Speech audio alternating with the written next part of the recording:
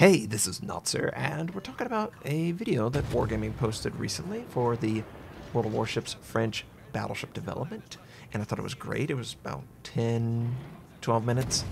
They discussed the French battleships, the campaign that's coming in, the port that's coming, actually 2 ports that are going to come in, and I thought that was pretty cool. They sort of snuck in a little bit of a tease there. Also, they talked about where the French commander's coming from and just the whole idea of this patch and what they're looking to do, and I thought it was great, so I want to discuss it. On top of that, I'll eventually talk about where have I been for streaming, what's the deal with that, and then the buzzing sound in the background that some of you have noticed. I'm well aware of it. Hopefully I can get it fixed very soon. So the French Battleship preview video, the development video, was honestly awesome, and it was released, I think, 2 or 3 days ago, and I thought that was really fun to watch, and I geek out over all of that tech stuff because my degree is in digital art, so I know what they're doing when they're creating the models, the textures, rigging it, and all that stuff, and it's great to see the process of creating this content, and I really enjoy it. They showed off each tier of battleship. They talked about very quickly what they're good at. Nothing that you could actually use to decide if I want to go all the way down, but it was just introducing you to the concept of the battleships. And that was cool. But on top of that, we got a little bit of information on the campaign and what they were looking to do. So this campaign is going to be related to sort of the French-Italian conflict that occurred during World War II. And I'm not really aware of exactly what went down, but apparently this happened in the Mediterranean, and there were 2 very well-known military bases, 1 Italian, 1 French, and these naval bases were going to be used for eventually ports in World of Warships. I thought that was great. They talked about the Italian port being gorgeous geography behind it, and the port itself looked very attractive, and that's 100% going in. And then they talked about the French port. And they basically said, in no uncertain terms, it was really ugly. The port was purely utilitarian for the French. It had very little interesting geometry around. It was like a tent city where they were just trying to stage their naval forces in the Mediterranean, right? So they scrapped that one. The official French port will not be going in that was used during World War II. Instead, what they're going to do is they're going to sort of create this idea that the French took over a civilian port and were using it, and it was a good excuse. There's going to be some Easter eggs in this port and look beautiful. I really enjoy the ports. You probably noticed that I use the ports in my thumbnails themed around which ships I'm showing off, and I think that gives a lot of character. I would love more German, more British, more American. I want more of these ports. It's really fun for me. I know it's work, and I know it doesn't really add to the gameplay, but I think it does. It allows us to understand the character of these ships and enjoy them. And that was great to hear. But it basically confirmed that the Italians are going to be coming in very soon after the French battleship. I mean, how else would anyone else interpret that? If they're talking about we will be releasing 2 ports related to a Mediterranean conflict between the French and the Italians, one is for the French, obviously, but the other is for the Italians. Why would you build a port and not have some content coming down the pipe very soon for it? So that either means we're getting an Italian battleship line or a Italian cruiser line shortly, maybe after the American cruiser split. And that's cool. I personally would probably prefer the battleship line because the Italians are honestly not that exciting from a cruiser standpoint just yet. Maybe I need to learn how to play them. Their battleships are right up my alley. They're sort of this hybrid between a German and sort of a cruiser without the secondaries, of course. But I like that sort of fast turret traverse. You don't have the accuracy, of course, but you can fire your guns rapidly because your guns are always on target, and you can maneuver a little bit more than you would expect in a battleship. I really enjoyed their design, and I think they look good. I love the sort of barbershop on it. So that was a really cool Easter egg, I think. I honestly think that this is information that people can take from it, that this does indeed confirm that Italian line is coming soon. So If I were to guess, French battleships are going to be in the community contributor hands in February. Please give it to us. You guys will see it in March. Into April, May, we can expect the U.S. cruiser split. And then July, August, probably expect something related to the Italians. Now, they'll announce at some event their roadmap, you know, who we're targeting. There is a apparent lack of destroyers, obviously, between this, so I would expect a destroyer line, probably British. They make the most sense. They have a deep resource of plenty of destroyers to add to the game. I would expect nothing less. Eventually, French destroyers as well. Why not? I don't think that we're going to get aircraft carriers anytime soon. I'm sorry to say, but they're just not ready yet. They need to get the gameplay locked down more. It needs to be fun for everyone, not just the aircraft carrier or the super high tier aircraft carrier. They also talked about, and they made some weird French ad, which was set in the 40s, and they wanted to get the clothing right, and they were playing some game that's similar to Battleships or whatever. It was cool to see. I don't really watch ads, but that was there too in the video. And the commander, he looks like someone from The Office that works there. So that would tell me it's just going to be some made-up French commander. And that's cool, you know, whatever.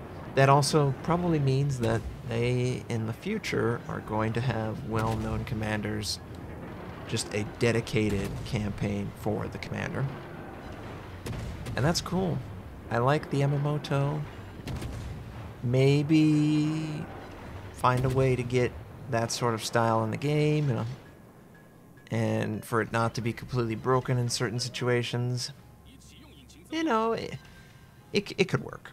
I love the campaign stuff, but I really hope that, especially for the French battleships, they try to make sure that everyone can benefit from each mission. I think whenever they sort of drip feed the mission tasks and you have a situation where everyone is stuck on the same task for a week or two, everyone's doing the exact same mission. And some of those missions are ridiculous. It's like, you yourself have to do this objective, and anyone else doing anything similar takes away from your accomplishment. So everyone's fighting each other to get this one objective done. It's not fun.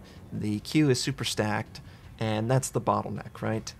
And that's unfortunate. I really wish that Wargaming would do a better job of making it themed, but making sure that everyone has a legitimate way of accomplishing it, no matter what type they play.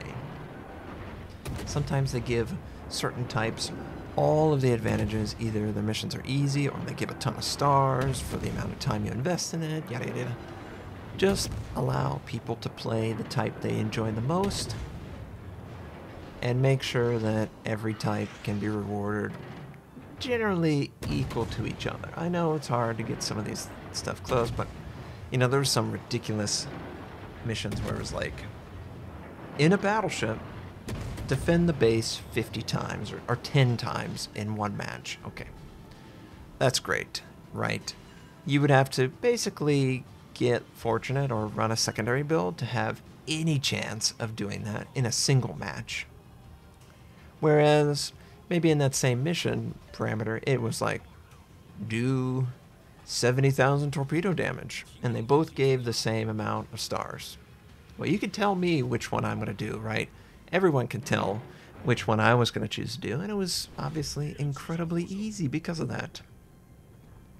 And the fact that you can redo the mission makes people gravitate towards the one that has the shortest amount of time. So I know what they want. They want it to be, this is Battleship Week, or Destroyer Week, or this is the part of the mission in 1943 where a destroyer was able to torpedo and sink a cruiser. So everyone, I get that, but most people don't really read the history or the story behind this particular campaign task.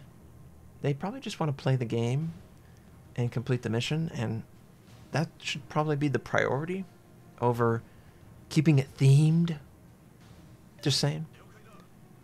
But I'm really happy they're doing that. I hope they continue to do that for each line release.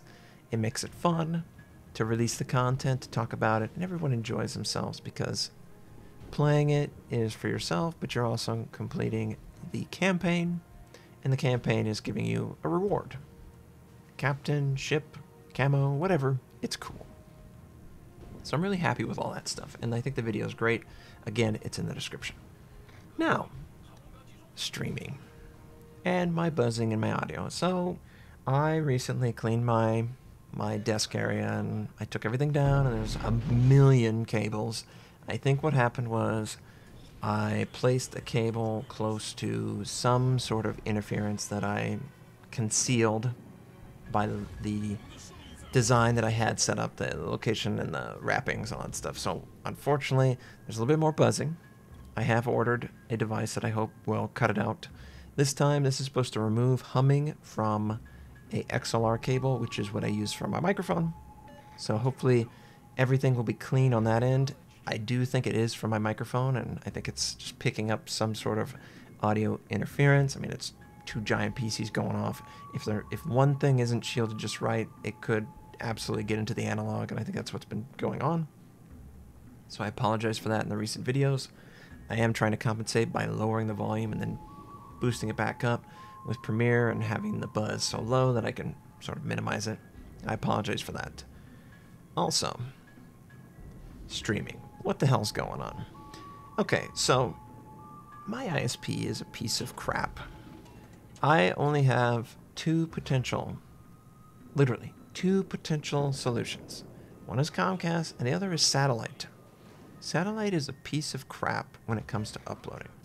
There's a maximum monthly bandwidth allotted for uploading, and when you pass that, it throttles to nothing, very similar to mobile plans and Comcast, which I'm stuck with right now.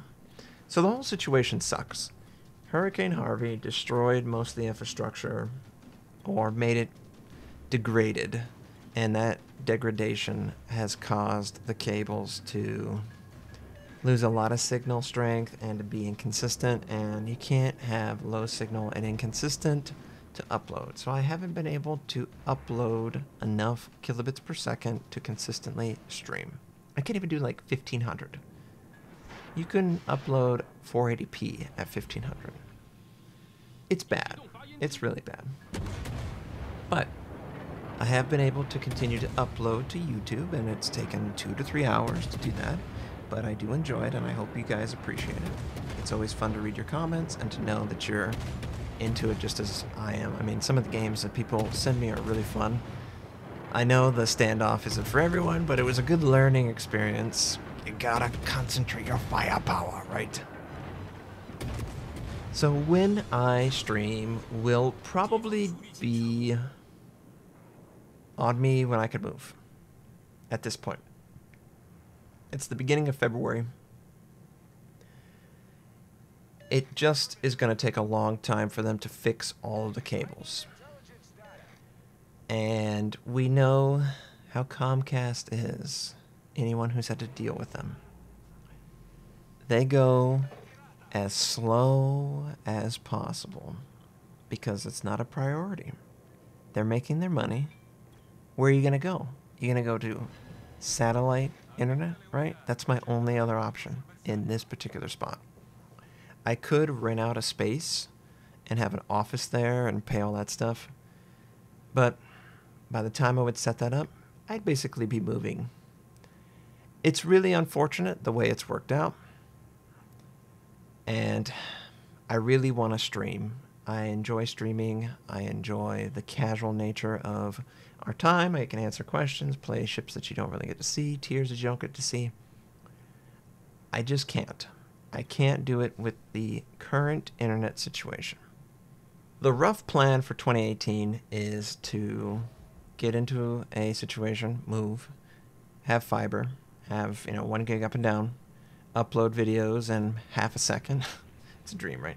And then stream. And the stream would be basically me playing World of Warships and exploring new lines, talking about just game, helping people improve, enjoying your time and your company. I really love playing the game with you. I love talking to you. I love interacting, telling me about your day, this, you really enjoyed this, all that stuff, sharing your replays. I love that. If you get a close replay, please share it. And that's pretty much the situation. Some of you have noticed that I released my Patreon link, and I don't expect anything, but I do have a link on the YouTube channel next to my Twitter and my Twitch.